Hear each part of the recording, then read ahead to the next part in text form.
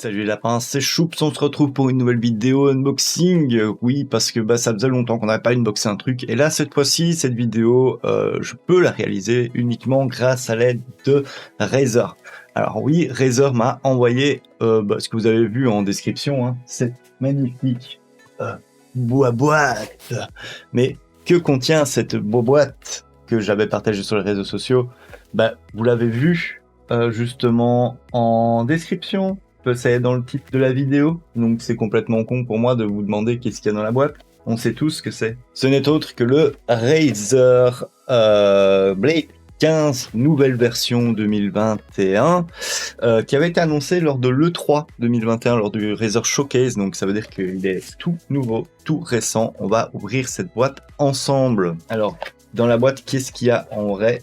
Pas mal de choses, hein, on va pas se mentir.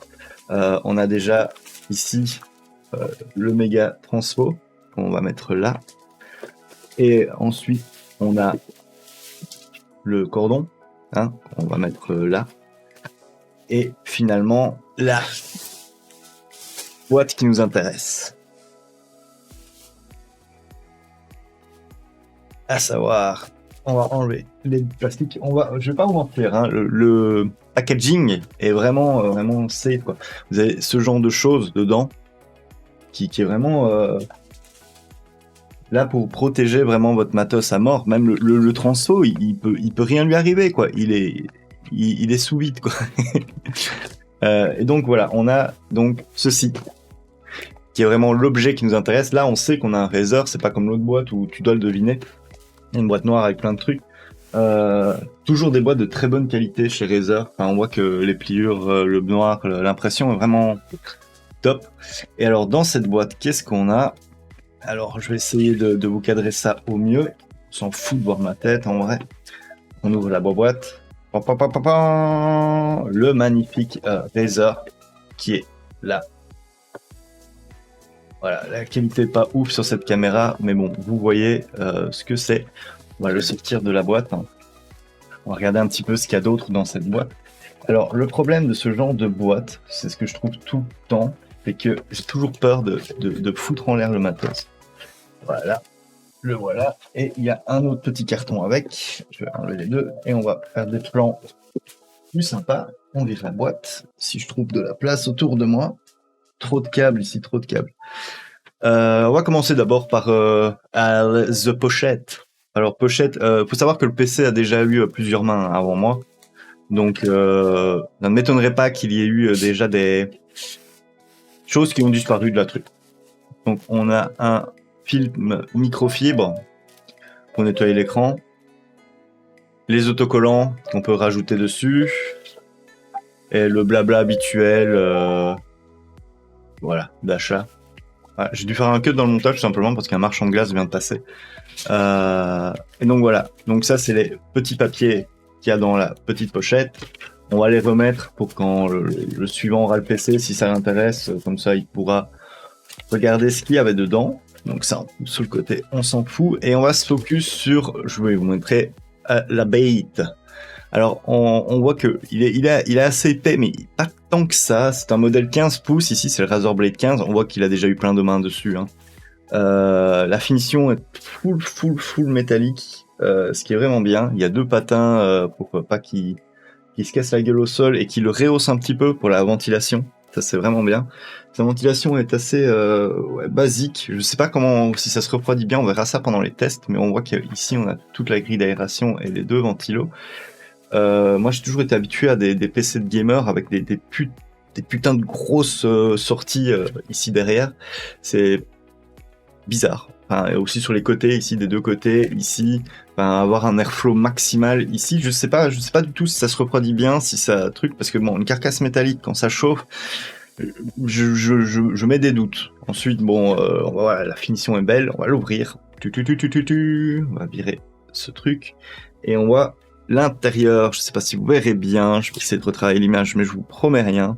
On a deux haut-parleurs ici d'un côté, ici de l'autre. Ce qui change de beaucoup de modèles de PC portable où le haut-parleur est plutôt ici discrètement en dessous, et donc où le son est répercuté sur le bureau et fortement étouffé. Ici on a vraiment deux haut-parleurs qui sont qui sont dirigés au-dessus du clavier, ce qui fait que le son techniquement devrait ressortir beaucoup plus. Sachant que la technologie sonore c'est du THX, je crois que c'était c'est THX, c'est écrit dessus, donc oui, ça devrait envoyer du pâté. On en avait parlé lors de la conférence de Razer, en mode moi je suis surpris de ce qu'ils peuvent faire. Donc au niveau connectique sur le côté, on a l'HDMI classique, deux USB techniquement qui sont des USB 3, un USB-C. De l'autre côté, encore un USB-C et un nouveau port USB, le port pour recharger le PC qui est propriétaire à Razer, une prise jack, micro et casque et un port Ethernet. Techniquement, un des deux ports USB, ce n'est pas indiqué dessus, est un Thunderbolt. Et ça, c'est assez bien pour le souligner parce que le Thunderbolt, quand vous utilisez des appareils comme Magic, Blackmagic, etc., vous avez besoin du Thunderbolt, sinon le PC il va tout simplement vous dire merde. J'ai ma grosse tour de régie à une prise 3.1 USB-C ou 3.2 USB-C qui n'est pas compatible Thunderbolt, et je peux vous dire que ça fonctionne tout simplement pas. Le PC le rejette en mode je vois pas ce que tu me branches au cul. Côté de la dalle, on est sur une 15,6 pouces QHD en 1440p. Donc en gros on fait du 1440p, c'est pas du 4K. C'est fait pour le gaming pur dur en 165 Hz, donc techniquement le taux de réponse est assez ouf. Vraiment je suis curieux de voir ce qu'il va donner en jeu cet écran et toutes ces perfs. Côté du reste du matos, on a quoi dedans? Je sais qu'on a un i7 dernière génération couplé à 16 Go de RAM techniquement. Il faut voir si c'est bien le bon modèle que j'ai reçu à 16 Go de RAM. Donc le i7 dernière génération, 16 Go de RAM et une RTX 3070 mobile. Il faut pas confondre avec une 3070 d'un gros PC. Les versions mobiles sont toujours moins puissantes. C'est normal, c'est du mobile, on a dû rétrécir la tech, mais voilà, ça décharge de la puissance de bourrin.